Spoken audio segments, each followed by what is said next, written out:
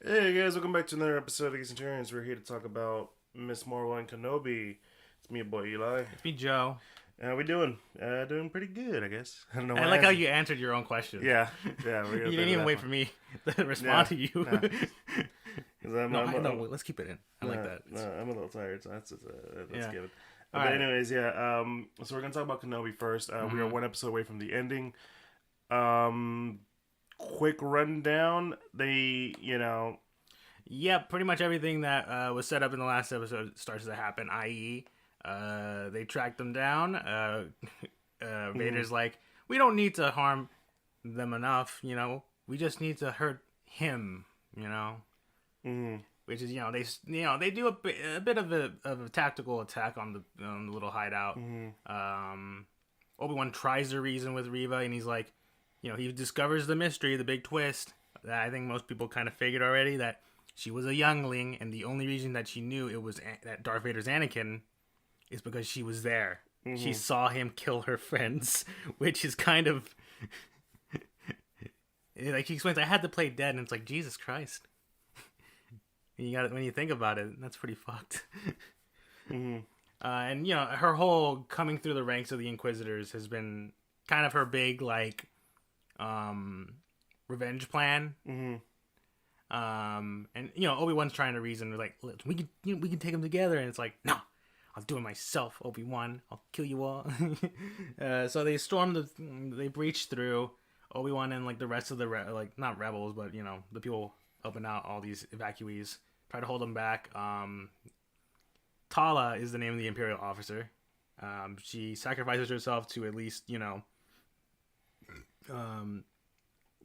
buy them enough time, because Lola, who's still under Imperial control, shuts down the escape routes for the ships, but they manage to get it back, and pretty much Obi-Wan's like, I'm gonna give myself up, because that's what Vader really wants, and he actually manages to convince Reva at least a little bit of like, hey, this is your chance, get him.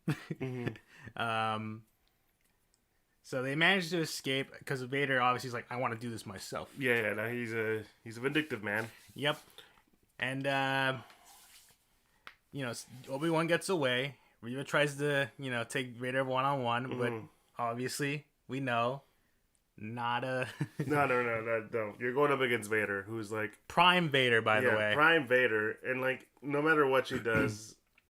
It's not gonna work. He's just playing with her for most of it. He's just using force powers to like push her around, hold her back. Yeah. Like she does the spinning thing, and then he's like, "Nope." Can I just say, so that lightsaber was introduced in the show and then later on into the games. Seeing it in live action doesn't work the same for me. I'm guessing it's just like there's a bit of like realism to it, and you're just kind of like, it's kind of dumb in real life. Yeah. But in anything else, it's kind of pretty cool. Yeah, well, if it's also because like in the cartoons, people can just helicopter with it. Yeah, but that's kind of dumb. It's kind of dumb, and when you remember that, it's like, oh yeah, that's right, they do that. Also, I mean, this answers by the end, Reva gets stabbed, and the original Grand Inquisitor shows up. It's like, remember me? You thought I had you killed, but revenge is always a great fuel for I mean, it worked for Maul. Yep. People who don't know the extended Maul's is still alive. He's still alive in this timeline, by the way. Yeah, he's still alive in canon. Yeah, he's still alive. He's very much in play doing whatever He shenanigans. won't die until Rebels, and that's not until years after this. Yep. So, yeah. Also, obviously it's like the Grand Inquisitor wasn't gonna die. Mm-hmm. Like again, he gets stabbed, obviously, but it's like back to tanks, Yeah.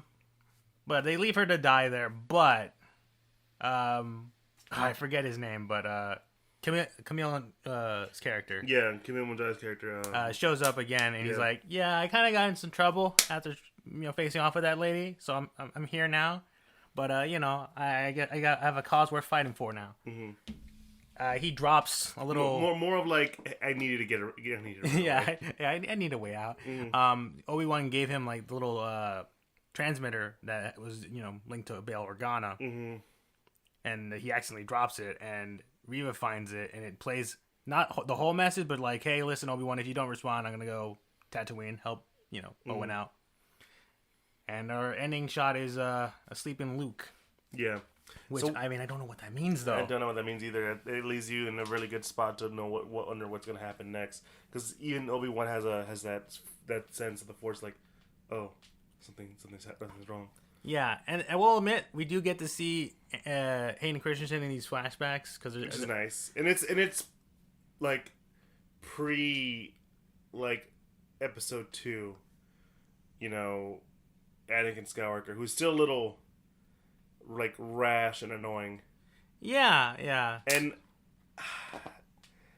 it's a little distracting knowing how old he is.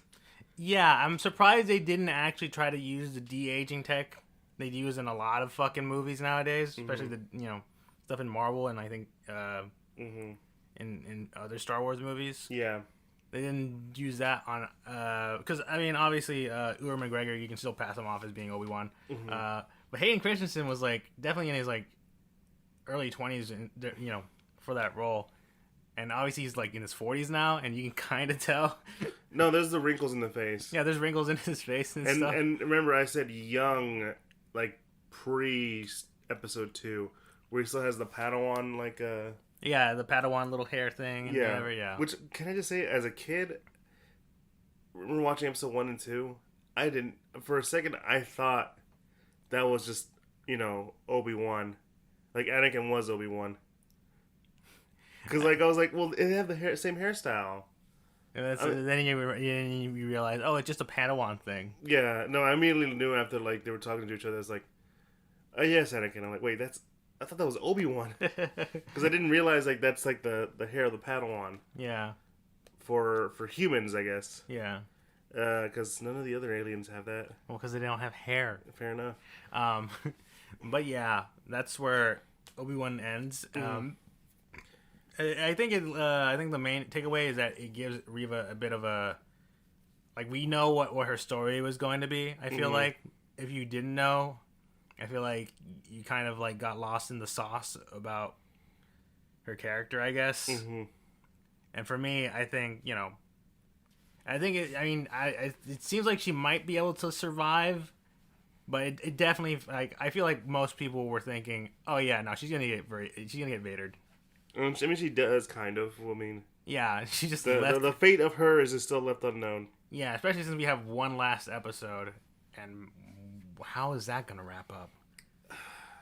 So I think the issue, and this is an issue I still have with a lot of the Disney Plus shows, that for the most part they're solid. But they really do need just more than just what they're given an episode count, right? Yeah, I think the other thing is that when you think about it, it's because some of these series are pitched as like limited series, as in like they're a one and done. Yeah. So like, especially this Obi-Wan the one show is definitely being billed as like a one and done. So and it's an okay show. Yeah, so I'm not hating on it. No, but it's like it's one of the things where like as I'm watching, I was like, oh, it's starting to wear in. It's starting to really wear in. Like the fact that like we only have one episode now, left, yeah. And it's like I feel like we could have done more with this, right? Yeah, and I know some people. I think that's sort of their main complaint. Is like some people kind of wanted like that Obi-Wan show, but on Tatooine purely. Like maybe like like just handling that kind of stuff. I would say some people didn't want it Tatooine. Yeah, and that's the weird like thing is that I feel like it's a half and half. Some people wanted it to be focused mainly on Tatooine, like how Obi-Wan's been doing, like maybe like trying his best to keep him, keep his Jedi self from being hidden and stuff. Yeah. But other people clearly were like, yeah, but like just being on Tatooine, that seems a little boring. We need. There has to be something Obi-Wan can do, but still be like within the constraints of that. And obviously, the writers were like, have him rescue Leia, go on this rescue mission to save Leia, which just makes sense too for his character. Yeah, because Leia talks very highly of Obi-Wan, especially in New Hope. Heck, she names her kid after him. So we kind of needed to explore that reason as to why. And you can't just because she happens to know Obi-Wan. Well, how does she know Obi-Wan? Right? I think that's one question that, you know, like for most people, like why do we need prequels? We don't need to, you know, expand on something that we already know, or why do you need to answer things that we don't need to know? I feel like but this is one of those cases like, okay, but that's a good story potential, right?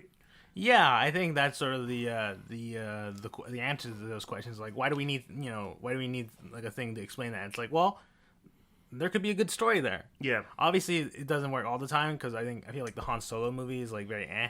yeah, But that's mainly because I think the appeal of Han Solo is that he is kind of just a bit of a mystery. mm-hmm.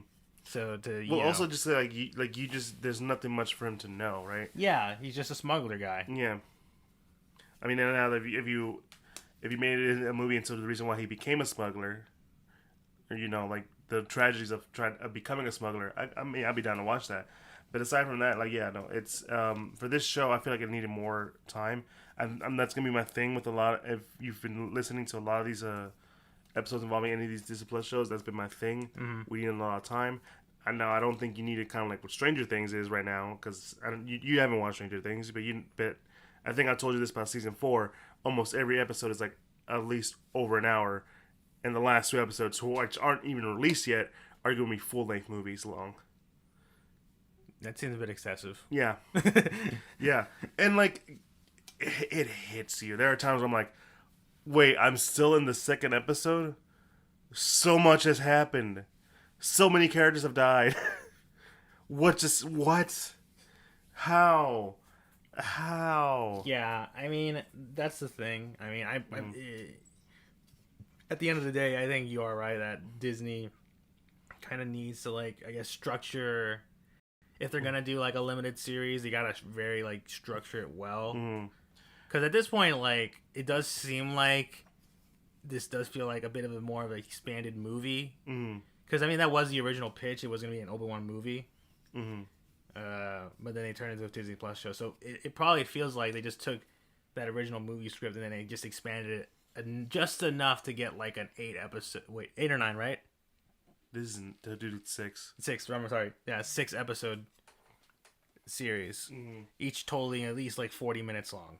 So yeah, that does seem to me like that. Yeah, and it's not even a good like expansion of it. It's just like, let's just add a little more detail of it, like not like really flesh out what would make that, right? And it's really sad because like I feel like the first 3 episodes were really, really good, really solid, especially episode 3. Yeah, I think those first 3 episodes definitely, I think, hit to what I think a lot of people wanted to see. And like it was just Obi-Wan being like, I'm tired. Like I don't know if I can do this anymore, or rather, I don't know if I can get back to being myself. And obviously, the objective horror of Darth Vader, and obviously their encounter in the 3rd episode is honestly, I think, the highlight of the show so far. And like I think a lot of people were expecting like a big fight, but like, I don't want a big fight. I want Obi-Wan to run away. Yeah, because again, this is Prime Vader. Yeah, like he has essentially now honed his dark force abilities. He's been. He's not gonna be a majestic fighter. He's gonna be like hitting you with like with a lot of force and energy. Yeah, because that's what he did in the movies. But yeah, no, I think this is still a solid show. That's my hope right now, that at least it ends in a solid way. Yeah, I feel like it has to. It has to have somewhat of a satisfying ending. Not too satisfying, but like, yeah, that was alright. Yeah, it's like, okay, that was a fun little adventure for Obi-Wan. Now he can come back to Tatooine. But yeah, let's move on to Miss Marvel. And god damn it, I'm starting to love this show. Yeah, I think I'm kind of liking it as well. This episode is mainly just Kamala having to like figure out her powers a bit, but also focusing on her culture. Yeah, and also like as well as boys, because there's this cute new boy she gets a little crush on, and then Bruno's like, what's going on here? I don't like this. Yeah. Like if you didn't know in the books, Bruno has a huge crush on Kamala. I was like, I think I as soon as I saw this happening, I was like, oh no, love triangle happening, teen drama intensifies. And you're like, God damn it! Just when I started liking the show, but like, I mean, it is the premise of the show. It is a teenage superhero. yeah. She's gonna be having those teenage problems. But they do it in a way where like, oh, that's not that. Yeah, it's not like It's not. You're not gonna go like, oh my no, god. it's a bit understandable. Yeah. I mean, heck, Bruno himself is having problems because he got accepted to a program for Caltech, and he's like, I don't want to go Because Kamala's here. Yeah, And she's gonna need me, and I might like her probably. And they're also trying to figure out the whole bracelet thing, the bangle, and they learn that hey, the bangle essentially activated something inside you. Now you're projecting these powers coming from you, not the bangle anymore. Yeah. To which I was like, so does that mean she might still be an Inhuman? Who knows? Who knows? I mean, that could definitely be a nice little workaround because I think that was the thing initially about the power set, right? It's like she wears the bangle and she only gets the power from it. But now we know that it seems to be coming from inside her herself now, not directly from the bangle. So, I mean, I'm just saying, she could still be an Inhuman. Or she can just be pseudo X-Men. Pseudo X-Men, I mean, possibly. I don't think people would like that, though. I don't think they would like that either. No. But yeah, no, there's a lot of, like, culture talk in this episode. Yeah, especially because I think there's a bit of a festival going on, her friend, I forget her name. Yeah, and she was changed in the books. I think I forgot to mention this in the last episode, but here she's essentially mixed raced. In the book, she's not. She's full-fledged Paggy, or Pakistani. I think she might be another one, but Indian, because I know there's Muslims in India. Yeah. I might be wrong. I'm not gonna like state the fact, but like let's just say that she is more of the culture, or like she appears more. But here there is a conversation about her being half, but there's also like comments about the world they live in. Yeah, because this episode, her and Kamala go to a mosque, and there's a whole sequence there. Heck, it even inspires like her friend to be like, I want to go run for that board. Yeah. To help bring some changes to the mosque. Which I mean, there's a lot of commentary with that stuff, but mainly sort of more of like, how a lot of religions are kind of conservative minded, right? Yeah. And having a young character, especially a female, being like, no, I want to change some stuff. Let's make this thing a bit more progressive here. Not to say that that's a bad thing. That's a bad thing. I mean, and also not to say that the Muslim religion is heavily conservative, because I mean, Christians are also kind of conservative when you think about it too. Yeah. Take it from true Catholics.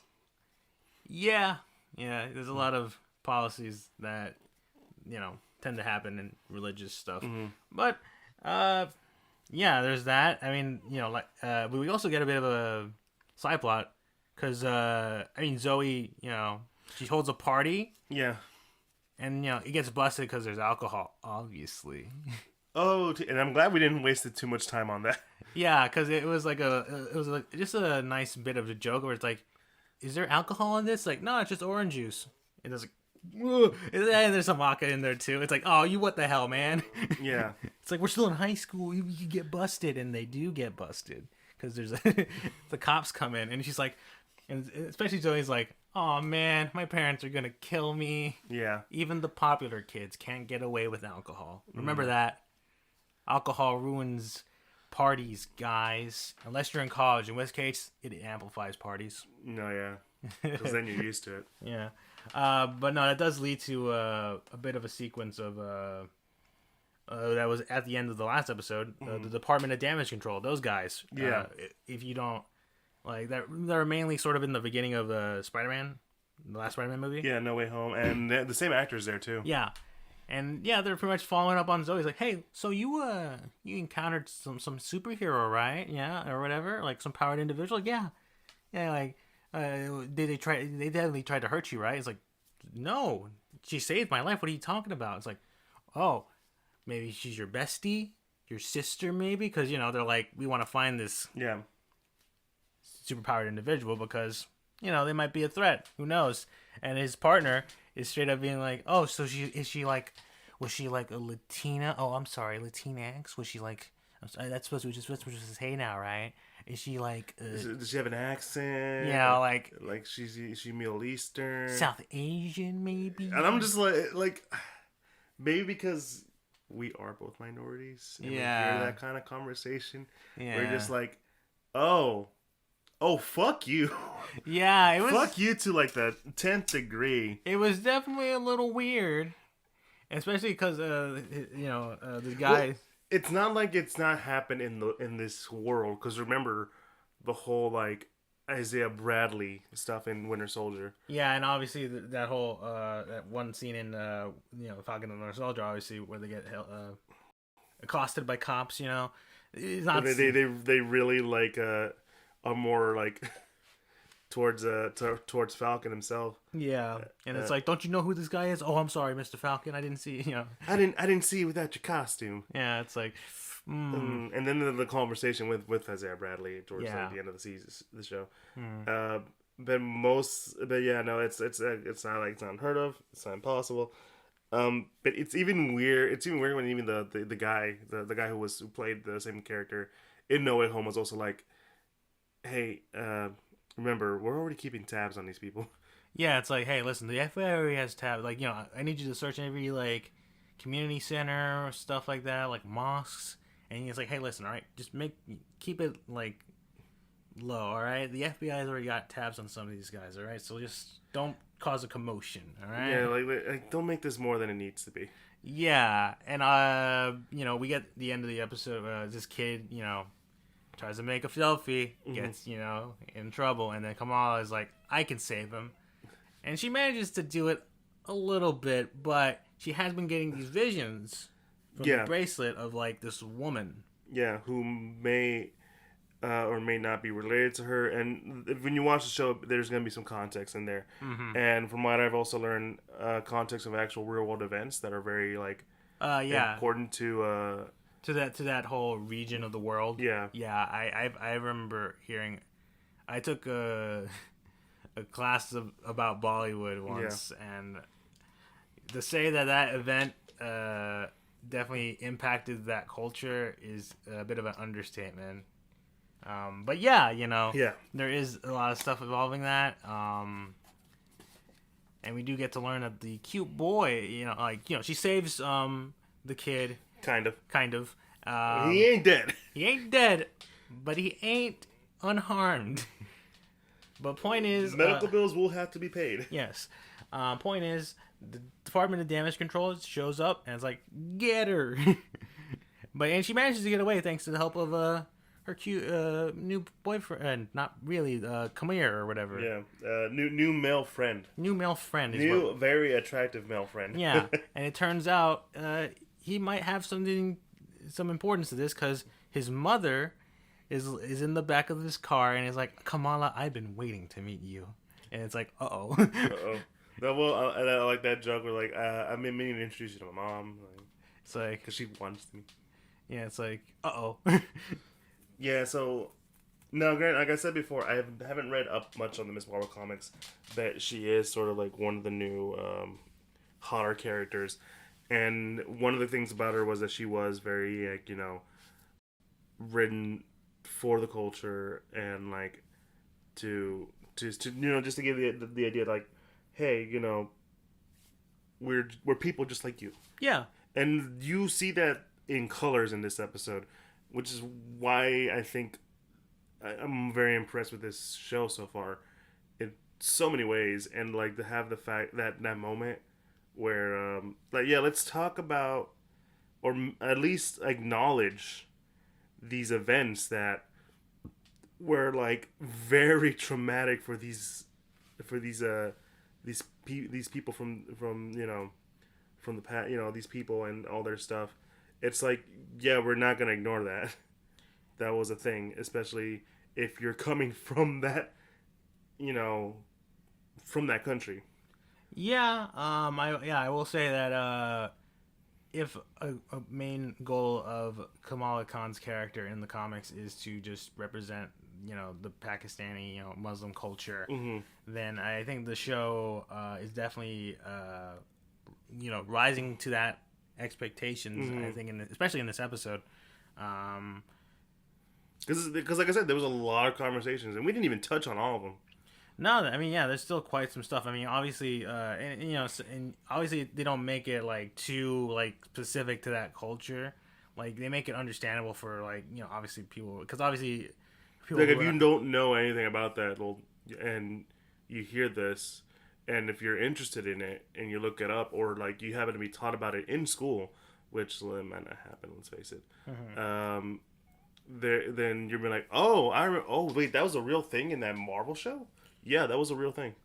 Yeah, like yeah, I do find that to be I think the one of the big positives of the episode, especially since I think there's a lot of things that like make it so that like even if you don't know about some of the stuff, they give you other things that make it at least under Kamala's experience and more relatable. Obviously, her relationship with her mother being like, it's very similar to a lot of people's who have like very not controlling, but like, hey, you need to like It's very protective. yeah, very protective. You need to study, work hard in school, kind of stuff.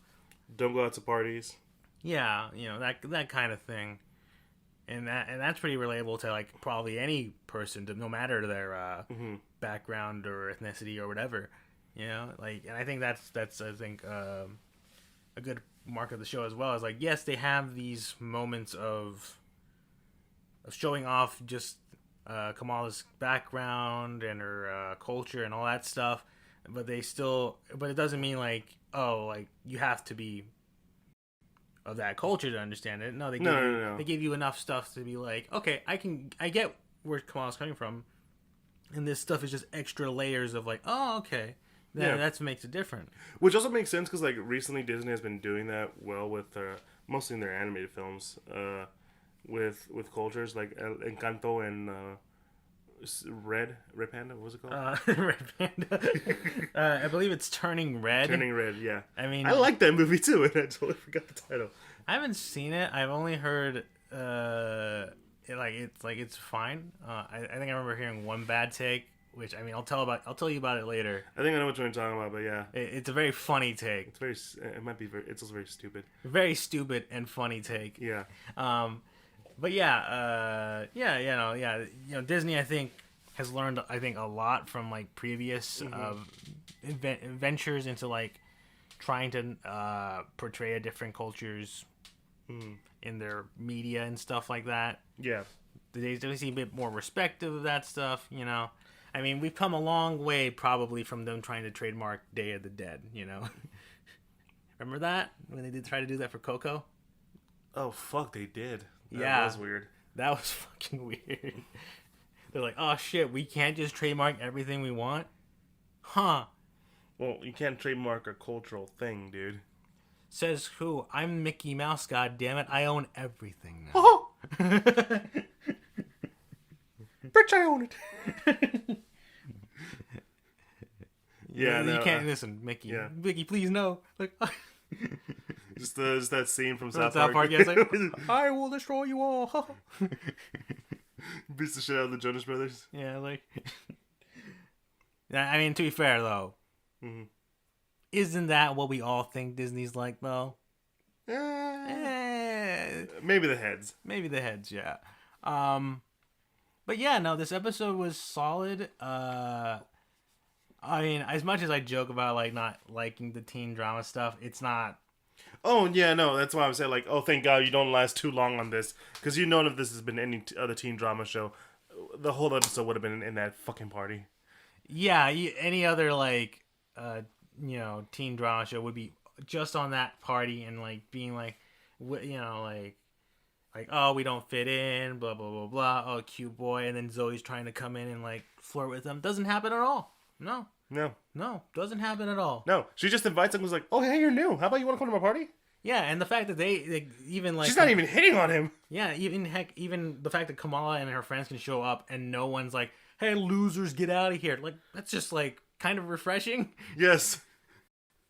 Because like most people would be like, "Oh, he's at this party." Oh, I mean, that's cool. I don't remember inviting him, but it's cool. That's cool. Yeah, At least he can party. Yeah, it's just let's party, bro. Yeah, Yeah. I mean, yeah. Listen, I think that's fine, and I thank God it's not like crazy and stuff. But yeah, I think that's That's about like it, because like there wasn't much to talk about. in terms of like plot progression, because the main plot progression beats are pretty simple to explain. Mm-hmm.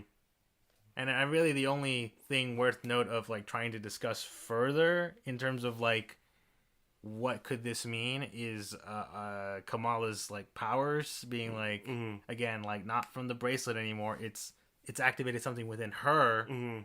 You know.